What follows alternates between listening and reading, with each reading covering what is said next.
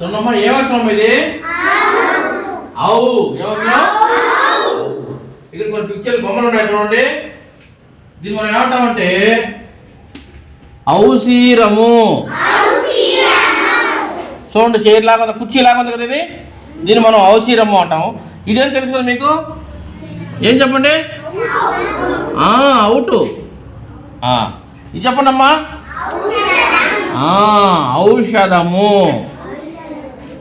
మీరు దగ్గుకి మందు వాడచ్చు, మీరు తెలుసా? ఇది చూడండి. ఇదేంటమ్మా చెప్పండి? తల. తల మనం ఏమంటామంటే ఔదల. చూడండి నేను ఒకసారి చెప్తాను, మీరు పలకండి. ఔషీరము, ఔటు, ఔషధము, ఔదల. ఓకేమ్మా.